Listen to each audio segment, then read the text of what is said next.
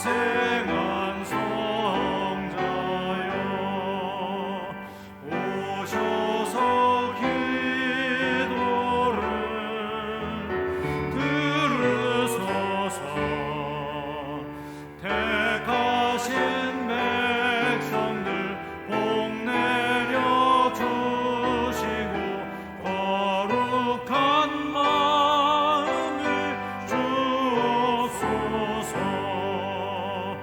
위로의 주 성령 오셔서 큰 증거 주옵소서. 전능한 주시여 각 사람 맘에서 떠나지 마시고 계십소서. 성사를 일체께 한없는 찬송을 드립니다.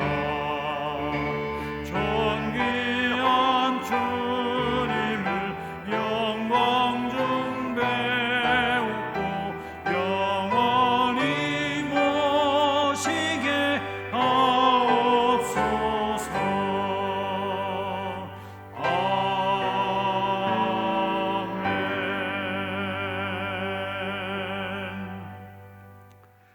시와 찬송과 신령한 노래들로 서로 화답하며 너희의 마음으로 주께 노래하며 찬송하며 범사의 우리 주 예수 그리스도의 이름으로 항상 아버지 하나님께 감사하며 그리스도를 경외함으로 피차 복종하라.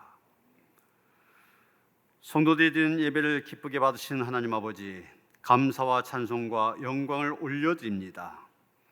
지난 한 주간도 임마누엘의 은혜로 저희들과 동행하여 주시고 오늘은 또한 저희들 심령에 참된 평안과 안식을 주시려고 이렇게 성전으로 인도하여 주시니 고맙습니다. 성령님의 인도하심을 따라 진리 안에서 드리는 예배가 되게 하여 주옵소서. 오늘도 세우신 종을 통해 들려주신 말씀에 귀를 기울이게 하시고 우리를 향하신 하나님의 사랑과 구원의 은혜를 깨닫게 하여 주옵소서. 예수님의 이름으로 기원하옵나이다.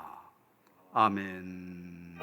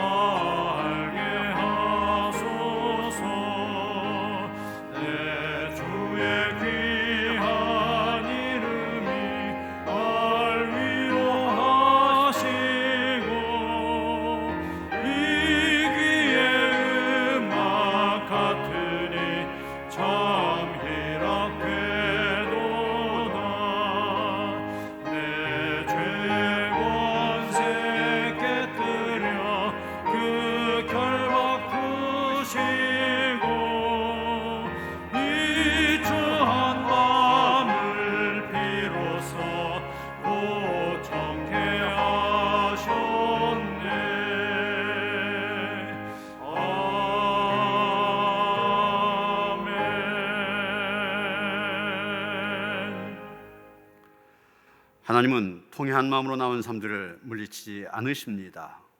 이제 우리 모두 함께 진정으로 우리들이 져준 죄를 뉘우치고 고백합시다. 죄인들을 외면하지 않으시고 언제나 사랑으로 받아주시는 하나님 아버지, 예배 자리로 나온 우리 안에 아직도 옛사람의 악한 행실이 남아있음을 고백합니다. 마음의 마음을 따라 무익한 말을 하였고 끝없이 솟아난 욕망을 채우기 위하여 패역한 일을 자행하였으며 육신의 정욕에 눈이 어두워져 썩어 없어질 세상 것만 추구하며 시간을 보냈습니다.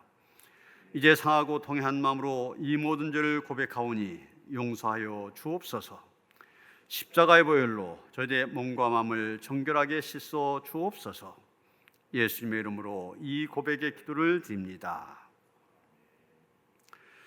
주께서는 용서하신 하나님이시라. 은혜로우시며 긍휼히 여기시며 더디 노하시며 인자가 풍부하심으로 그들 버리지 아니하셨나이다. 아멘. 어리석은 난 그의 마음에 이르기를 하나님이 없다 한도다. 그들은 부패하고 그 행실이 가증하니 선을 행하는 자가 없도다. 여호와께서 하늘에서 인생을 굽어 살피사 지각이 있어 하나님을 찾는 자가 있는가 보려 하신즉 다 치우쳐 함께 더러운 자가 되고 선을 행하는 자가 없으니 하나도 없도다. 죄악을 행한 자는 다 무지하나 그들이 먹듯이 내 백성들이 먹으면서 여호와를 부르지 아니하는도다. 그러나 거기서 그들을 두려워하고 두려워하였으니 하나님이 의인의 세대에 계심이로다. 너희가 가난한 자의 계획을 부끄럽게 하나 오직 여호와는 너의 피난처가 되시도다. 이스라엘의 구원이 시온에서 나오기를 원하도다. 여호와께서 그의 백성을 거룩된 곳에서 돌이키실 때 야곱이 즐거워하고 이스라엘이 기뻐하리로다. 아멘.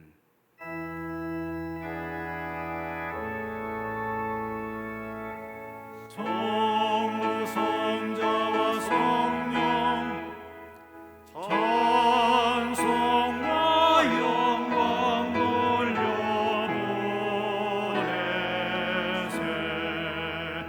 태초로 지금까지 또 영원 무궁토록 성삼위께 영광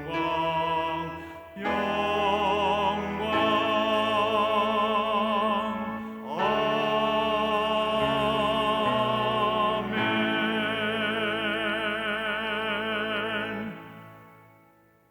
지금도 살아계셔서 온 인류의 모든 역사를 주관하시며 감찰하시는 거룩하신 하나님 아버지, 오늘 저희들에게 거룩한 주일을 허락하셔서 주님의 거룩하신 보좌 앞에 교회와 각자의 처소에서 예배드리게 하심에 감사와 영광과 찬양을 드립니다. 주님, 이 거룩한 주일 아침에 주의 사랑과 은혜를 사모하는 간절한 마음으로 예배드리는 주의 자녀들, 하나님의 크나큰 자비와 선하신 인자하심으로 위로하시며 큰 축복 내려 주시옵소서. 환난 날에 나를 부르라.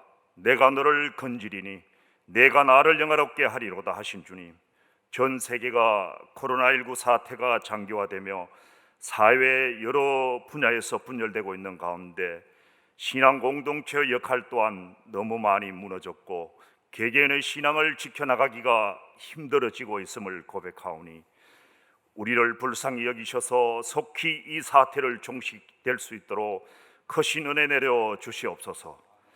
자비하시고 사랑이 많으신 주님, 믿음의 기도는 병든 자를 구원하리니 주께서 그를 일으키시리라.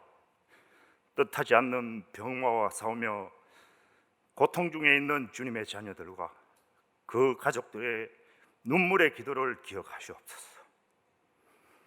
그들의 간절한 기도를 들어주시옵시며 가장 크신 치료자신 주님의 도우심으로 어려운 상황들을 잘 이겨내고 주님께 영광을 올려드릴 수 있길 원합니다. 가정의 여러 문제와 경제적인 문제로 고민하며 간구하는 이들의 기도도 주께서 들어주시고 친히 응답해 주시옵기를 바라고 원하옵나이다. 자비로우신 하나님 아버지, 저희 노년교회를 위하여 기도합니다. 코로나19로 비대면 예배가 연장의 연장을 거듭하고 있습니다. 주님 앞에 모든 것을 내려놓고 간절히 간구하오니 2년에 걸친 코로나19 바이러스로 인하여 불철주야에 애쓰시며 수고하시는 담임 목사님과 교육자분들을 주님께서 친히 손을 붙드시어 위로와 칭찬을 해 주시옵고, 이 어렵고 힘든 시기에 노년교회의 성도님들도 코로나 4차 대유행 속에서 신앙을 잃지 않으며 믿음이 떨어지지 않도록 잘 헤쳐나갈 수 있게 능력과 지혜를 주시고 더욱 말씀을 가까이 하고 기도하며 믿음으로 견디고 소망으로 승리하게 하여 주시옵소서. 각 부서의 여름 행사를 준비하였으나 다시 시작된 코로나1 사태로 무기한 연기되며 너무나 어려운 가운데 처했습니다. 이를 준비한 모든 교육자님들과 교사들도 주님께서 위로하시며 더 큰 지혜 주셔서 맡겨진 어린 양들을 위한 큰 은혜의 시간을 가질 수 있게 도와주시옵소서. 땅끝까지 주님을 전하라 하신 말씀을 들고 선교 행전을 서고 계신 캄보디아의 유치리 안현주 선교사님께 성령님께서 함께하여 주시옵소서. 캄보디아에도 코로나로 인한 어려운 상황입니다. 그곳 우리 노년 포첸통 감리교회와 한빛 선교센터에도 성령의 인도하심으로 안전하게 지켜 보호해 주시고 선교사님의 리더십과 지혜로 교회와 센터 가족들이 화합으로 하나 되게 하시고 위기가 기회가 될 수 있게 주님께서 인도하여 주시옵소서. 우리 노년교회가 개척한 기쁜 우리 교회와 나무십자가 교회도 선하신 주님의 인자하심으로 힘들고 어려운 이웃에게 꼭 필요한 교회로 성장할 수 있게 인도하여 주시옵소서. 하나님 아버지, 생명의 말씀을 들고 단위에 서시는 담임 목사님을 성령으로 붙드시어 권세 있는 말씀으로 저희 온 심령을 넉넉히 채울 수 있게 하시옵소서. 성실과 충성으로 예배를 돕는 손길들에게 하늘의 권세가 넘쳐나게 하시옵고 저희들이 드리는 이 예배가 진정한 마음과 정성으로 드리는 예배가 되게 하시고 새로운 다짐과 결심을 할 수 있는 귀한 시간 되게 하시옵소서. 모든 것을 주님께 맡기오며 거룩하신 예수님 이름으로 기도드리옵나이다. 아멘. 하늘에 계신 우리 아버지여, 이름이 거룩히 여김을 받으시오며 나라가 임하옵시며 뜻이 하늘에서 이루어진 것 같이 땅에서도 이루어지이다. 오늘 우리에게 일용할 양식을 주시옵고 우리가 우리에게 죄 지은 자를 사하여 준 것 같이 우리 죄를 사하여 주시옵고 우리를 시험에 들게 하지 마시옵고 다만 악에서 구하시옵소서. 나라와 근세와 영광이 아버지께 영원히 사옵나이다. 아멘.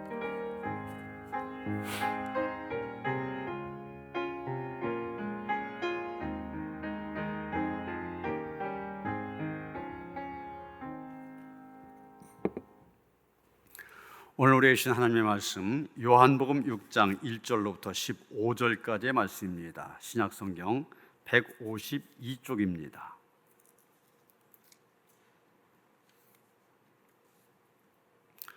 요한복음 6장 1절로부터 15절까지의 말씀 봉독합니다. 그 후에 예수께서 디베라의 갈릴리 바다 건너편으로 가시매 큰 무리가 따르니 이는 병자들에게 행하신 표적을 보았음이로라. 예수께서 산에 오르사 제자들과 함께 거기 앉으시니 마침 유대인의 명절인 유월절이 가까운지라. 예수께서 눈을 들어 큰 무리가 자기에게로 온 것을 보시고 빌립에게 이르시되 우리가 어디서 떡을 사서 이 사람들을 먹이겠느냐 하시니 이렇게 말씀하시면 진히 어떻게 하실지를 아시고 빌립을 시험하고자 하심이라. 빌립이 대답하되 각 사람으로 조금씩 받게 할지라도 200데나리온의 떡이 부족하리다. 제자 중 하나 곧 시몬 베드로의 형제 안드레가 예수께 여짜오되 여기 하나이가 있어 보리떡 5개와 물고기 2마리를 가지고 있나이다.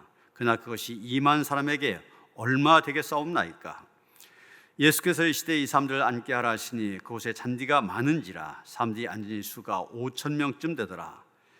예수께서 떡을 가져 축사하신 후에 앉아있는 자들에게 나눠주시고 물고기도 그렇게 그들의 원대로 주시니라. 그들이 배부른 후에 예수께서 제자들에게 이르시되 남은 조각을 거두고 버린 것이 없게 하라 하시므로 이에 거두니 보리떡 5개로 먹고 남은 조각이 12바구니에 찼더라. 그 사람들이 예수께서 행하신 이 표적을 보고 말하되 이는 참으로 세상에 오실 그 선자라 하더라. 그러므로 예수께서 그들이 와서 자기를 억지로 붙들어 임금으로 삼으려는 줄 아시고 다시 혼자 산으로 떠나 가시니라. 아멘.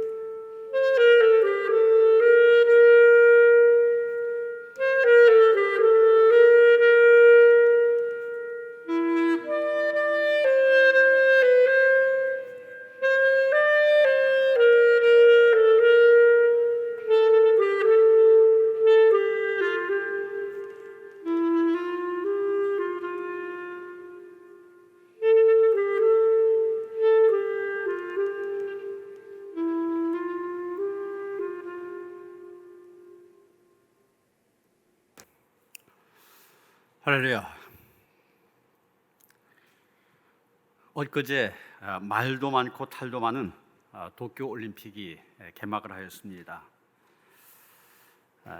근데 이 언론에 나오는 그 제목의 기사를 보면은 장례식 같은 올림픽, 블루 올림픽, 우울한 올림픽이란 얘기죠. 또는 혼돈의 개막, 이런 부정적인 제목들이 나오고 있습니다. 이런 올림픽 그러면 세계인의 축제라고 그러잖아요. 축제가 아니라 이런 부정적인 그런 내용들로 가득 차 있습니다. 이유는 다른 거 아닙니다. 응원하는 군중, 응원하는 무리가 있어야 되는데 이 코로나19 때문에 대부분의 경기장에서 응원이 금지되어 있기 때문에 그렇습니다. 이런 코로나19가 가져온 새로운 일상, 뉴 노멀이라고 하는데 그 중에 하나가 무리로 모이지 못하게 하는 거 아닙니까? 운동 경기라든지 공연이라든지 다수가 모이지를 못합니다. 그건 교회도 마찬가지. 제가 2부 예배 때 설교하는데 굉장히 힘이 들더라고요. 끝난 다음에 왜 이렇게 힘들었나 가만히 생각해 봤습니다. 여기에 교인들이 차 있으면은 제가 설교를 해도 이게 다 이렇게 뭐라고 하네, 다시 반영이 되어지기 때문에 별로 힘이 안 들어요. 그런데 교인이 없으면은 이게 그냥 다 이렇게 빠져가기 때문에 목소리가 제대로 안 나오고 힘이 들고 그럽니다. 무리로 모이는 것, 군중으로 모이는 것이 금지되어지고 있습니다. 예수님 때도 많은 무리들이, 군중들이 모이는 그런 집회들이 있었습니다. 콜로세움 같은 경우 스포츠 경기가 열렸지 않습니까? 전차 경기라든지 검투사대 경기라든지 몇만 명의 군중들이 모여서 그걸 관람을 했었습니다. 또 곳곳에 야외 음악당이 있어서 음악을 듣기도 하고. 그런데 오늘 말씀을 보면 예수님 그 당시로 봐갖고는 떠돌이 교사에 불과했었는데 그 예수님을 따르는 큰 무리가 있었다 얘기하고 있습니다. 많은 사람들이, 많은 무리가 예수님을 따랐다는 겁니다. 오늘 본문에 들리는 요한복음 6장에 보면 2절에 큰 무리가 따르니 그랬고 5절에 보면 큰 무리가 자기에게 오는 것을 보셨다고 했습니다. 본문 좀 뒤에 22절, 24절에도 계속 무리들이 예수님을 찾았다 이렇게 기록하고 있습니다. 많은 사람들, 큰 무리가 예수님을 따라다녔습니다. 이 예수님을 따라다니는 사람들이 큰 무리를 이루었는데 근데 가만히 그 내용을 듣다 보면 다 똑같은 사람들이 아닙니다. 다양한 사람들이 그 큰 무리 속에 속해 있는 것을 보게 됩니다. 그 가운데는 예수님을 믿지 않는, 따르기는 따르지만 믿지 않는 제자들도 있었습니다. 또 예수님을 따르다가 예수님을 떠난 그런 사람도 있었습니다. 반면에 12 제자들처럼 그래도 나름대로는 끝까지 마지막까지 예수님을 따르려고 애를 쓴 그런 사람도 있었습니다. 어떻게 보면 우리 한국교회 100년 만에 크게 성장한 교회, 그래서 큰 무리를 이루게 되었습니다. 그런데 이 교회 안에도 예수님 당시에 예수님을 따랐던 큰 무리 속에 다양한 사람들이 있었던 것처럼 이 한국교회라는 큰 무리 안에도 다양한 사람들이 있는 것을 보게 됩니다. 그것을 보면서 과연 우리는 어느 유형에 속할까 다시 한번 생각하게 된 것입니다. 오늘 우리가 읽은 말씀 오병이어의 기적에 대한 기록입니다. 이 오병이어의 기적 사건 너무나도 중요하고 너무나 유명한 이야기이기 때문에 4개 복음서에 다 기록이 되어 있습니다. 아마 4개 복음서에 모두 등장하는 유일한 기적 사건, 바로 이 오병이어의 기적 사건일 것입니다. 1절과 2절을 보시면 예수께서 갈릴리 건너편으로 건너가실 때 큰 무리가 따랐습니다. 이 큰 무리가 왜 갈릴리 바다의 건너편까지 따라갔냐? 그 이유는 분명합니다. 예수께서 병자들에게 행하신 표적을 보았기 때문입니다. 병든 자들을 살려주신 것을 보았습니다. 이 요한복음에 자주 등장한 용어가 바로 이 표적이란 단어입니다. 영어로는 사인인데 그 의미는 예수께서 하나님의 아들이심을 나타내는 사인, 그게 바로 표적이라는 얘기입니다. 그래서 이 사람들이 왜 예수님을 따라 나서서 큰 무리를 이루게 되냐, 믿음이 있어서가 아니라 표적 때문이라고 성경은 얘기하고 있습니다. 이제 예수님 제자들과 함께 갈릴리 바다 건너편 한 산에 올라가 앉으셨습니다. 그때가 마침 이스라엘의 국가 명절인 유월절이 가까운 때였습니다.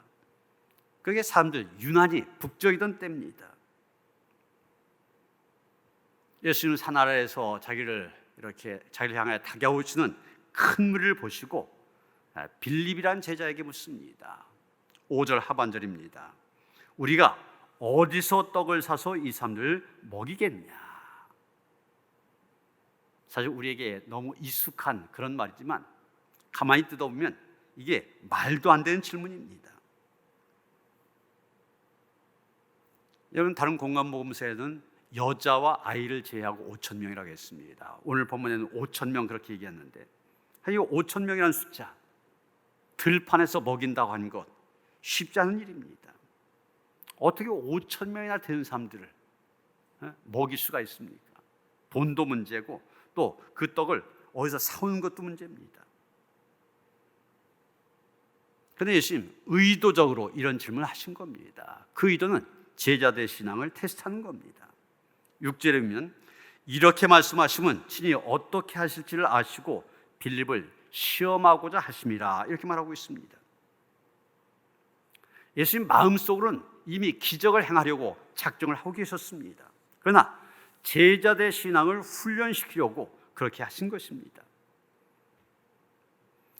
그런데 안타깝게도 이 빌립이란 제자가 엉뚱한 대답을 하고 말았습니다. 7절 보면 뭐라고 했습니까?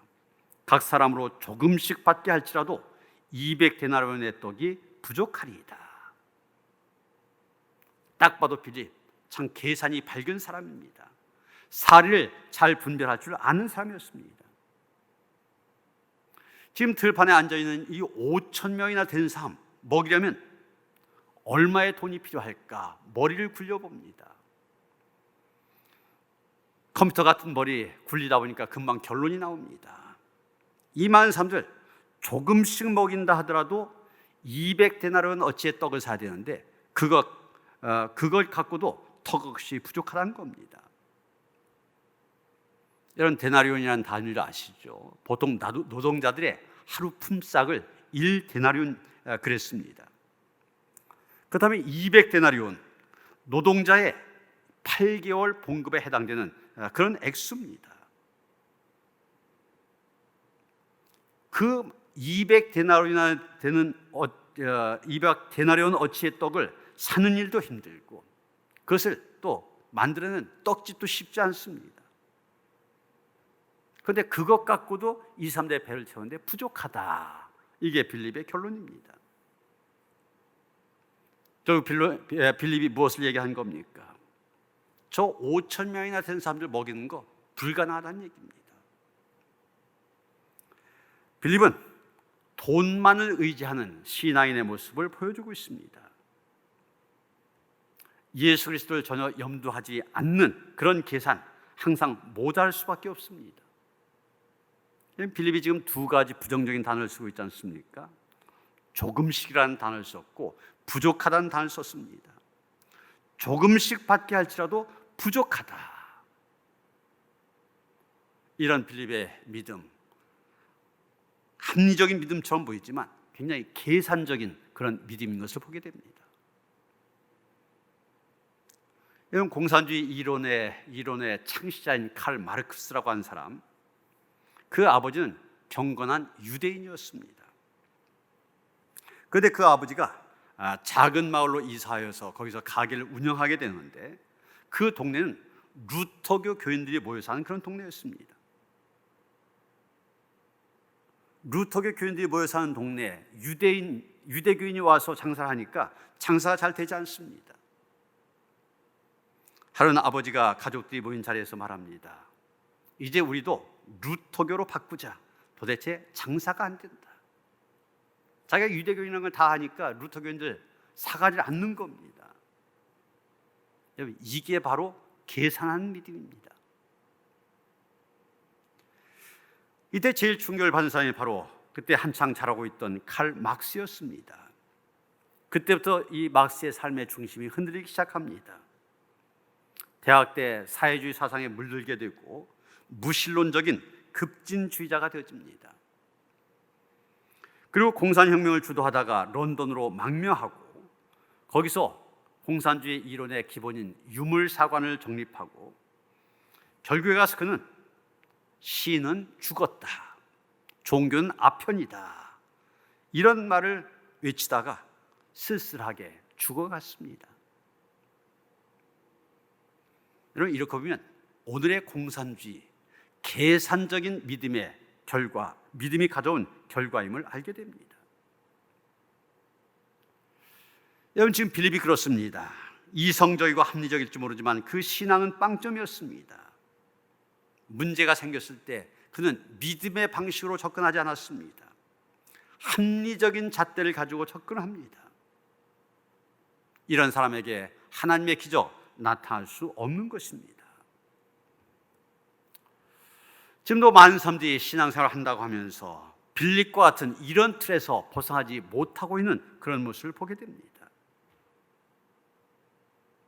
하나님을 인정하지 아니하고 자기 역량만큼만, 자기 조건만큼만 인정을 합니다. 그런 사람에게 하나님은 자기 주먹만한 하나님, 자기 지식만한 하나님, 자기 저금 통장만한 하나님, 그런 자그마한 하나님으로 제한이 되어집니다. 그런 사람들 겉보기에는 멀쩡하게 신앙생활한 것처럼 보이지만 하나님의 역사를 체험할 수 없는 것입니다. 여러분, 우리가 분명히 알아야 될 것, 신앙이라고 하는 것은 인간의 이성과 합리를 초월한 것이라는 사실입니다. 신앙은 다른 거 아닙니다. 나는 안 되지만 하나님은 된다, 이 사실을 인정하고 기대하는 것입니다. 그렇다고 우리가 신앙이라고 하는 것이 비과학적이다, 비이성적이다, 이런 식으로 오해해서는 안 됩니다. 신앙은 비이성이 아니라 초이성, 이성을 뛰어넘는 겁니다. 신앙은 비과학이 아니라 초과학, 과학도 뛰어넘는 것입니다. 여러분, 우리가 하나님에 대해서 첫 번째로 고백하는 것이 무엇입니까? 창조주 하나님, 그러지 않습니까? 만물을 창조하신 전능자, 그분이 바로 우리의 하나님이십니다. 그 하나님께서 우주 만물을 질서 있게 움직일 수 있도록 자연 법칙을 만들어 놓으셨습니다. 그런데 여러분, 과학이라고 하는 건 다른 거 아닙니다. 하나님께서 만들어주신 자연 법칙 가운데 일부를 발견한 겁니다. 일부를 발견하여 그것을 연구해서 체계화시킨 것, 그게 바로 과학입니다. 반면에 인간이 발견하지 못하는 자연 법칙 엄청 많습니다. 우리가 감히 헤아릴 수가 없습니다. 우리는 인간이 만들어낸 자연 법칙 안에서 움직이지만 하나님은 그것을 뛰어넘는 모든 자연 법칙을 총괄하십니다. 그러다가 이따금 특별한 상황이 생기면 그 자연 법칙을 초월하는 그런 일을 하십니다. 이것을 우리가 기적이라 이렇게 부르는 것입니다. 그렇게 기적이라고 하는 것은 얼마든지 가능한 것이고 하나님의 주권사항입니다. 바로 이 사실을 인정하는 것이 우리의 믿음이요, 우리의 신앙입니다. 그런데 이런 이치를 이해하지 못할 때 자기가 갖고 있는 이성적인 판단을 가지고 하나님의 능력을 제한하게 되고 하나님의 능력을 부정하게 됩니다. 여러분, 요만한 건 가지고 하나님의 이 많은 걸 이해하지 못한다고 해서 없다고 하는 것. 그래서 오늘 교도문 가운데 시편 14편 1절이면 어리석은 자가 하나님이 있다고 하는 걸 부인한다고 그랬잖아요. 얼마나 어리석은 일입니까? 중세 신학자인 어거스틴은 이런 모습을 가리켜서 박식한 무지라 이렇게 표현한 바가 있습니다. 요즘 말로 하면 이런 사람 무식한 박사라는 겁니다. 여러분, 박사라면 다 아는 것처럼 보이지만 아니라는 얘기죠. 자기는 똑똑한 척하지만 사실은 무식한 사람입니다. 이런 사람을 우리가 겉똑똑이 또는 헛똑똑이 이렇게 말하는 것이죠. 빌립이 그랬습니다. 그런데 빌립이 이런 계산적인 태도를 취했을 때 베드로의 동생인 안드레가 끼어듭니다. 9절에 뭐라고 했습니까? 여기 한 아이가 있어 보리떡 5개와 물고기 2마리를 가지고 있나이다. 그러나 그것이 이 많은 사람에게 얼마나 되겠사옵나이까. 그래도 빌립에 비해서 안드레는 낫습니다. 행동에 있어서 그래서 빌립보다는 앞선 사람이었습니다. 빌립처럼 앉아서 계산기만 두드리는 그런 사람이 아니었습니다. 예수님의 말씀에 조금이라도 도움이 될까 해서 궁리를 하고 뭔가 구체적인 행동을 모색한 사람입니다. 그래서 예수님께 어린아이 하나가 싸온 도시락 이야기를 합니다. 보리떡 5개와 물고기 2마리를 가지고 있다는 사실을 알아내서 예수님께 보고한 것입니다. 여러분, 보리빵은 밀로 만든 빵보다 훨씬 더 값이 쌌기 때문에 가난한 사람들이 주로 먹는 음식이었습니다. 물고기 역시 이 손가락 크기만 한 그런 고기를 바싹 말려서 절인 정어리 같은 것입니다. 이 보리빵이나 정어리, 이 절인 정어리, 아주 가난한 사람들이 먹는 음식이었습니다. 자, 이런 것을 보면 안드레, 빌립과는 달리 구체적인 대안을 모색해 보려고 나름대로 행동하는 사람인데 그 안드레 역시 예수님에 대한 믿음은 부족했던 걸 보게 됩니다. 9절 하반절 보시면 이 오병이어 이것이 이 많은 사람에게 무슨 소용이 있겠느냐, 회의적인 모습을 보이는 것을 보게 됩니다. 예수님은 이 두 믿음 없는 제자 보란듯이 오병이어의 기적을 베푸셨습니다. 잔디바도의 사람들 다 앉게 하신 다음에 11절에 보면 빵과 물고기를 들고 하나님께 감사기도 하신 다음에 사람들에게 직접 나누어 주셨습니다. 이 공관복음서와 좀 차이가 있는 것이 공관복음서에 보면은 제자들이 빵과 이 물고기를 나누어 줬다고 했습니다. 그런데 요한복음에서는 예수님이 직접 나누어 주셨다고 얘기하고 있습니다. 여러분, 5,000명이나 되는 사람들 하나하나씩 나눠준다. 시간이 굉장히 많이 걸렸을 것입니다. 그래서 어떤 사람은 이 요한복음의 기록을 잘 믿으려고 하지 않습니다. 역사적으로 불가능하다는 것이죠. 그러나 여러분, 오병이어의 기적을 믿는 사람이 예수께서 손수 직접 빵과 물고기를 나눠주셨다, 이 사실을 못 믿을 이유가 없습니다. 오히려 그만큼 예수께서 우리 한 사람 한 사람 소중하게 여기신다, 이런 사실을 보여주기 때문에 더욱 우리에게 은혜가 되어지는 것입니다. 그런데 재미있는 것은 이 도시락을 선뜻 내놓아 오병이어의 기적을 가능하게 한 소년에 대한 얘기가 일절 없습니다. 우리 같으면 이 소년의 이름이 무엇이고 또 그 아버지가 누구고 고향이 어디고 이런 것을 세세히 밝혀서 이런 선행을 행한 이 소년을 기를 텐데 성경은 일절 침묵하고 있습니다. 물론 이 소년 자기의 것을 나눌 줄 아는 참 착하고 순수한 사람입니다. 그러나 여러분, 이 오병이어의 기적 사건에서 부각되어야 될 주인공은 사람이 아닙니다. 오직 예수 그리스도만이 밝히 드러나야 되고 인간은 감추어져야 된다, 이 진리를 복음서는 얘기하고 있는 것입니다. 이제 오늘 말씀에서 가장 중요한 부분, 바로 사람들의 반응입니다. 오병이어를 가지고 5,000명이 넘는 사람들 먹고서도 그 남은 부스러기가 12광주리에 가득 찼습니다. 이 부스러기라고 해서 먹다가 남은 그런 음식 조각이 아닙니다. 배가 불러서 더 이상 먹을 수 없는 원형 그대로의 빵과 물고기입니다. 이 놀라운 기적을 경험한 무리들, 큰 무리들 어떤 반응을 보였습니까? 14절 15절 보시면은 그 사람들이 예수께서 행하신 이 표적을 보고 말하되 이는 참으로 세상에 오실 그 선자라 하더라. 그러므로 예수께서 그 뒤에 와서 자기를 억지로 붙들어 임금으로 삼으려는 줄 아시고 다시 혼자 산으로 떠나가시니라. 오병이어의 기적을 베푸신 예수님을 본 무리들, 그 예수님에 대해 열렬히 환호합니다. 급기야 구약시대에 예언되었던 바로 그 선지자, 즉 모세와 같은 선지자다, 이런 생각을 하게 됩니다.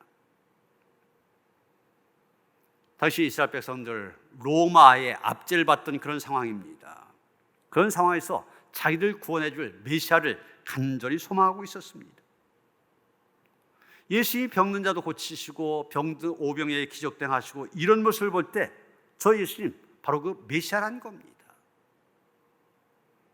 그래서 그 뒤에 어떤 행동을 합니까? 예수님을 억지로 붙잡고 임금 삼으려고 하였습니다. 그때 예수님 어떻게 하셨습니까? 15절 보시면 혼자 산으로 떠나가시니라 그랬습니다. 예수님 도망친 것처럼 그냥 가버렸다는 뜻입니다. 여러분, 우리가 인간적으로 생각하면 참 이해가 안 되는 그런 부분입니다. 지금 예수님의 인기 한창 올라갔을 때입니다. 많은 사람들이 임금으로 모시려고 한 때입니다. 그런데 예수님께서 그 자리에서 도망가셨다. 이것은 예수님께서 그대의 제안을 거부하셨다는 얘기입니다. 지금 무리들이 기다리는 메시아는 정치적인 메시아입니다. 자기들 이 로마 통치에서 구원할 그런 메시아를 기다리고 있었습니다. 그러나 예수님은 그들이 기대하는 정적 메시아가 아니라 영적인 메시아였습니다. 무리들은 단순히 예수께서 그들의 정치적인 문제, 경제적인 문제, 육신적인 문제만을 해결해 줄 것을 기대했습니다. 그들이 기다리는 메시아, 다른 메시아였습니다. 2절 말씀 보면 지금 몰려든 것도 바로 병을 고쳐주셨기 때문이다, 그렇게 말하고 있지 않습니까? 스코틀랜드의 목사이면서 찬송가 작곡가인 보너라고 한 분이 있었는데 하루는 꿈을 꾸게 됩니다. 꿈에 천사가 나타나 자기가 갖고 있는 열심을 저울로 달아보는데 무게가 엄청나게 많이 나갑니다. 무려 100근이나 나가길래 너무 기뻐서 어쩔 줄 몰라 합니다. 그런데 그것을 다는 천사의 표정은 별로 좋지 않아요. 그래서 왜 그러나 이상해서 지켜보는데 자기의 열심을 하나하나 세분화해서 나누는 겁니다. 그래서 보니까 이기심 때문에 나타난 열심이 14근, 파당을 지어서 열심 낸 것이 15근, 명예 때문에 나타난 열심이 22근, 사람을 사랑하는 열심이 23근, 오직 하나님을 사랑하는 열심은 26근밖에 나가지 않더라는 것입니다. 이 보너 목사님 잠에서 깨어난 다음에 자기의 열심 가만히 보니까 얼마나 세상적이었나, 얼마나 이기적이었는가, 이것을 깨닫고 크게 회개했다는 그런 이야기입니다. 여러분, 우리가 왜 주님께 열심입니까? 우리가 왜 예수를 믿게 되었습니까? 그런 동기를 보면 아주 다양합니다. 불치병에 걸렸다가 예수를 믿게 된 사람도 있습니다. 사업에 실패해서 믿게 된 사람도 있습니다. 누군가로부터 버림받게 되면서 외로움 속에서 예수를 믿게 된 사람도 있습니다. 세상에서 몹쓸 죄를 짓고 뉘우친 마음으로 믿게 된 사람도 있습니다. 여러분, 나는 어떤 목적으로 주님을 찾았습니까? 그 목적이 무엇입니까? 아라비안 나이트에 보면은 알라딘이 이 마술 램프를 발견해서 문을 열었더니 거인이 나와서 주인님, 무엇을 도와드릴까요? 그럽니다. 분명 힘을 갖고 있는 것은 램프 속에 있는 거인입니다. 그런데 그것을 부리는 주인은 어린 소년 알라딘입니다. 마치 신앙생활 이렇게 하는 사람들이 많이 있습니다. 하나님을 마치 램프 속에 있는 거인처럼 생각하는 교인들 얼마나 많이 있습니까? 내가 기도하면 알라딘의 램프 속에 거인처럼 나타나서 무엇을 도와드릴까요? 그렇게 묻는 그런 하나님으로 이해하는 사람들 얼마나 많이 있습니까? 지금 예수님 주변에는 많은 사람들이 그랬었습니다. 그런 목적으로 예수님께 나아간 것입니다. 예수님은 그것을 거부해서 그 곁을 떠나시게 된 거죠. 무리들은 갑자기 사라져버린 예수님을 찾아 헤매게 됩니다. 그러다 결국 찾아내게 되는데, 그때도 예수님은 매정하리만큼 그들을 거부합니다. 오늘 보면 좀 뒤에 26절, 27절 가보면 이렇게 말하고 있습니다. 예수께서 대답하여 이르시되 내가 진실로 진실로 너희에게 이르노니 너희가 나를 찾는 것은 표적을 본 까닭이 아니요 떡을 먹고 배부른 까닭이로다. 썩을 양식을 위하여 일하지 말고 영생하도록 있는 양식을 위하여 하라. 지금 이 사람들이 찾는 이유 분명히 말씀하십니다. 너희들 왜 나를 찾느냐? 떡 먹고 배부른 까닭이다. 그러면서 자신을 스스로 소개하십니다. 6장 48절 보면 내가 곧 생명의 떡이로라 말씀하십니다. 육신을 위한 떡은 먹어도 결국 죽게 되지만 생명의 떡인 예수를 믿으면 영생한다고 말씀하십니다. 6장 51절입니다. 나는 하늘에서 내온 산떡이니 사람이 이 떡을 먹으면 영생하리라. 나의 줄 떡은 곧 세상의 생명을 위한 내 살이로라. 여기 떡은 예수님의 살을 가리키는 겁니다. 이어서 음료를 말씀하시는데 예수님의 피를 의미한 것입니다. 6장 54절 55절 보시면 내 살을 먹고 내 피를 마신 자는 영생을 가졌고 마지막 날에 내가 그를 다시 살리리니 내 살은 참된 양식이요 내 피는 참된 음료로다. 이 얘기 결국 무엇을 얘기하는 겁니까? 예수님 십자가를 지러 오셨다는 얘기입니다. 죄 없는 하나님의 아들이 십자가 사형틀에서 살을 찢으시고 피를 흘리심으로 인간의 죄를 대속하시고 믿는 자를 구원하신다는 바로 그 말씀을 하고 계신 겁니다. 그런데 지금 무리들은 어떻습니까? 당장 눈앞에 보이는 물질적인 축복, 육신적인 축복에만 관심을 둡니다. 영적인 것이나 또 구원의 문제엔 무관심했던 사람들 결국 등을 돌리게 됩니다. 그래서 요한복음 6장 66절에 보면 그때부터 그의 제자 중에서 많은 사람이 떠나가고 다시 그와 함께 다니지 아니하더라 이렇게 말하고 있습니다.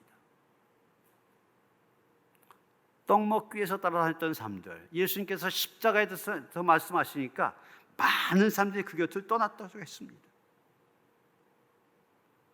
예수님이 남아있는 제자에게 물으십니다. 너희도 가려느냐?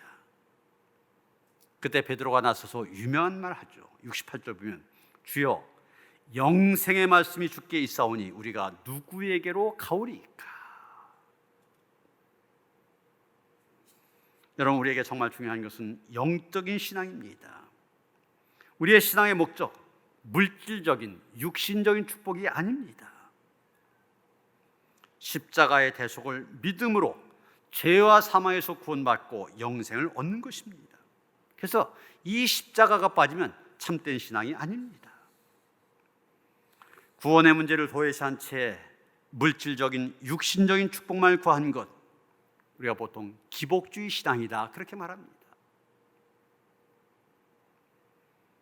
탈무드에 나오는 이야기입니다. 유대인 2명이 배를 타고 가다가 난파당하여 간신히 구명 보트를 타고 표류하게 됩니다. 그 중에 한 명이 간절히 하나님께 기도합니다. 하나님, 저를 구해주시면 제 재산의 절반을 바치겠습니다. 그렇게 기도하는데 오히려 풍랑이 더 심해집니다. 또 기도합니다. 하나님, 저를 구해주시면 3분의 2를 드리겠습니다. 그래도 응답이 없습니다. 밤새 기도했는데 풍랑은 여전합니다. 아침이 되어서 다시 기도합니다. 제발 목숨만 살려주십시오. 그러면 제 재산 전부 드린다 말하려고 하는 때였습니다. 다른 한 명이 외칩니다. 이봐, 저기 섬이 보인다. 보여, 그만해. 여러분, 이것을 뭐라고 얘기합니까? 하나님께 기도하는 게 아닙니다. 거래하는 겁니다. 하나님과 흥정하는 것입니다. 그래서 하나님과 거래해서 내 이익에 맞는다 싶으면 하는 것이고 맞지 않으면 그만두는 것입니다. 바로 많은 사람들 예수님을 찾아왔지만 예수님께서 그들 거부한 이유가 뭡니까? 이런 이해 타산을 가지고 예수님을 찾아왔기 때문입니다. 15분 남은 인생이라는 제목의 짧은 연극이 있습니다. 그 주인공은 20대 장래가 촉망된 젊은이였습니다.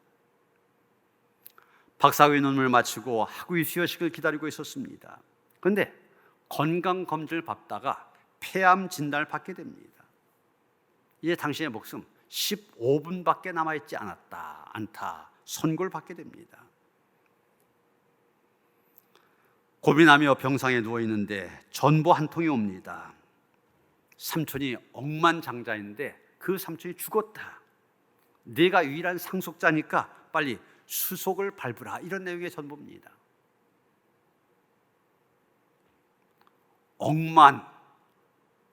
억만장자의 재산. 그러나 지금 그에게 아무런 의미가 없습니다. 좀 시간이 지나면서 두 번째 전보가 왔습니다. 학교에서 온 것인데 이 학교 개교 1회 최우수 논문으로 선정되었기 때문에 큰 상을 주겠다는 것입니다. 평상시는 너무 기쁜 소식이겠지만 아무런 위안이 되지 않았습니다. 마지막 3분 남았는데 세 번째 전보가 옵니다. 오랫동안 결혼해달라고 졸라대던, 그러면서 계속 거절당했던 여인이 있었는데 결혼을 승낙하겠다는 전보가 온 것입니다. 그러나 그게 무슨 소용이 있겠습니까? 결국 이 젊은이 세 통의 전보를 손에 든 채 그대로 세상을 떠나고 말았다는 얘기입니다. 여러분, 우리 인생에서 과연 무엇이 가장 중요한 것입니까? 생명 아닙니까? 마태복음 16장 26절 보면 예수님 말씀하셨습니다. 사람이 만일 온 천하를 얻고도 제 목숨을 잃으면 무엇이 유익하리요? 사람이 무엇을 주고 제 목숨을 바꾸겠냐? 그렇습니다. 무엇보다도 육신의 생명이 중요합니다. 그리고 그 육신의 생명보다 더 중요한 것이 있습니다. 바로 영생입니다. 예수님께서는 바로 이를 위하여 이 땅에 오셔서 우리를 위하여 십자가를 지신 것입니다.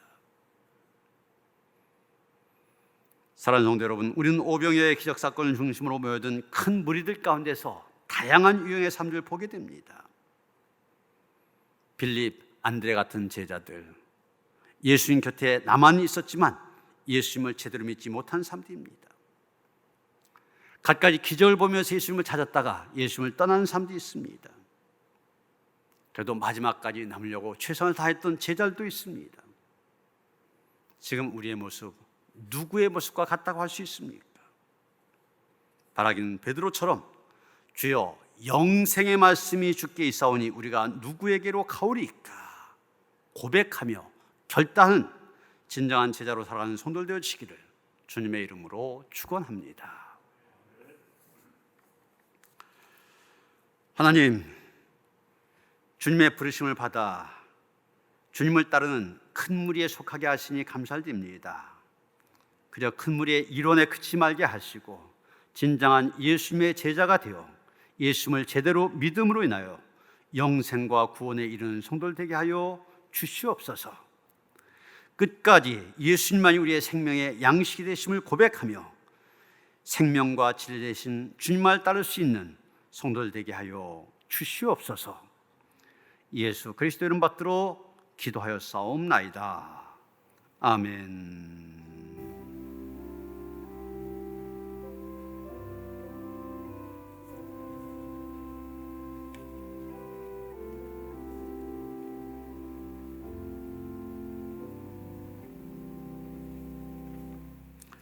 찬송가 309장, 구찬송 409장입니다. 찬송하시며 복원하시겠습니다.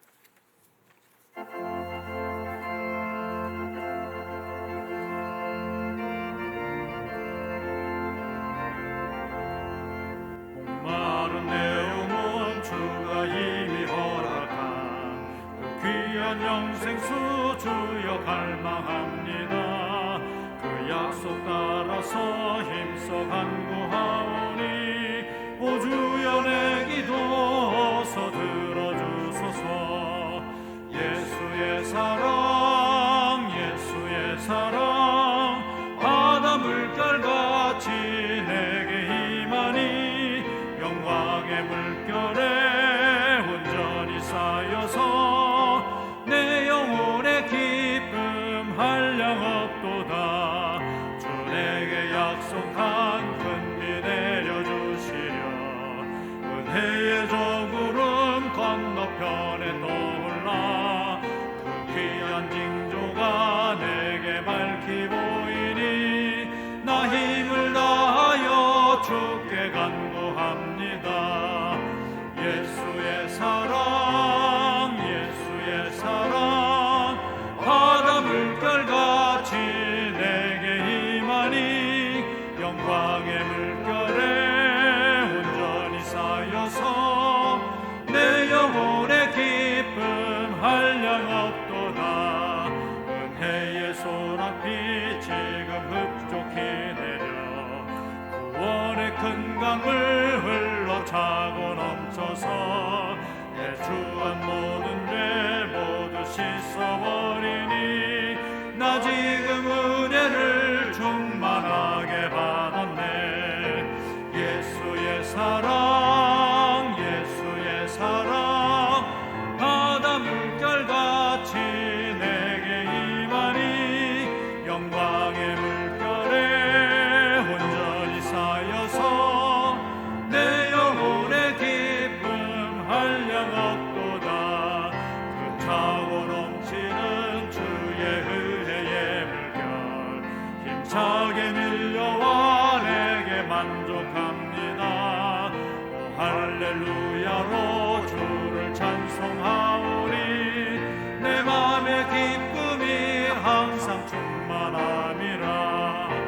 예수의 사랑 예수의 사랑 바다 물결같이 내게 임하니 영광의 물결에 온전히 쌓여서 내 영혼의 기쁨 한량없도다.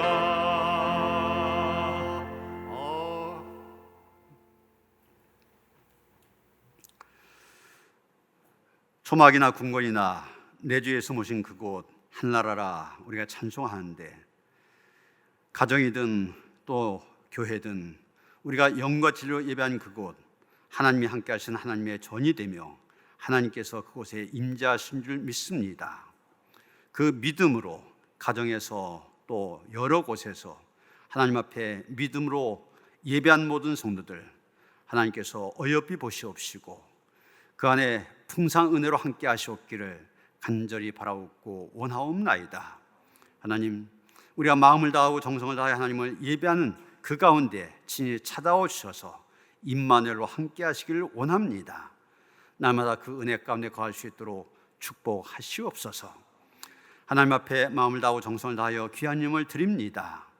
하늘을 여시고 하나님께서 축복하시되 무엇보다 신령한 은혜로 함께 하셔서 믿음에 부유한 가정들, 부유한 인생들 되게 하시며 땅에 기름 것으로 부족함이 없는 풍성함을 누리며 살아갈 수 있도록 함께 하시옵소서.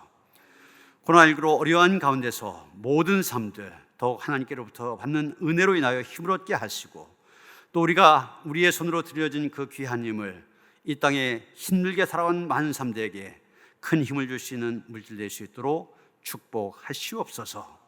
예수의 사랑이 하나님의 능력이 이 예물을 통하여 곳곳에 전해질 수 있도록 축복하시옵소서. 예수 그리스도 이름 받들어 간절히 축원하며 기도하옵나이다. 아멘.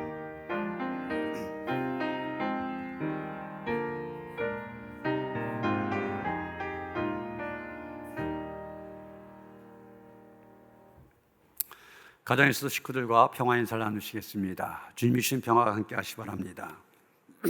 인사하시겠습니다.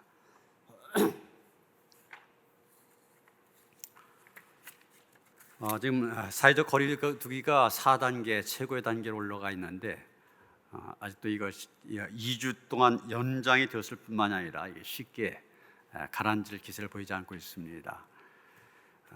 그래서 우리 예배도 이렇게 교회에 제대로 모이지 못하고 온라인 예배 계속될 수밖에 없는 그런 상황입니다. 정말 하나님께서 도우시고 하나님께서 역사하셔야 되는 것 다시 한번 생각하면서 더 위해서 기도하시고 또 있는 자리에서도 우리가 살고 있는 이 사회를 지킬 뿐만 아니라 교회를 지키고 예배를 지키기 위해서 더 이 방역에 같이 지침을 지키며 이 코로나19를 이겨가는 일에 더 협력하시며 힘써 주시기를 다시 한번 부탁을 드립니다.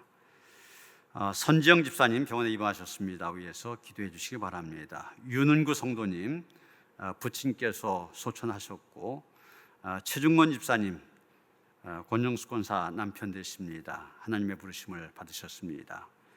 주님의 위로가 함께 하시기를 바랍니다.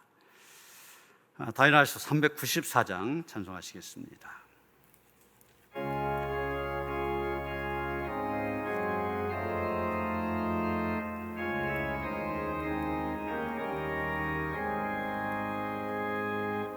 이 세상의 친구들 나를 버려도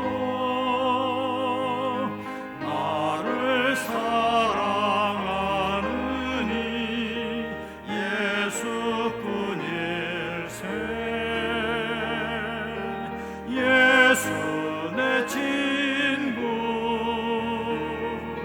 날 버리지 않네. 온 천지는 변해도 날 버리지 않네. 검은 구름 덮이고 광풍이 일어도 예수 나의 힘 되니 겁낼 것 없네. 예수 내 친구 날 버리지 않네. 온 천지는 변해도 날 버리지 않네. 괴로운 일 당해도 낙심 말아라. 영원하신 주 능력 나를 붙드네. 예수 내 친구 날 버리지 않네. 온 천지는 변해도 날 버리지 않네.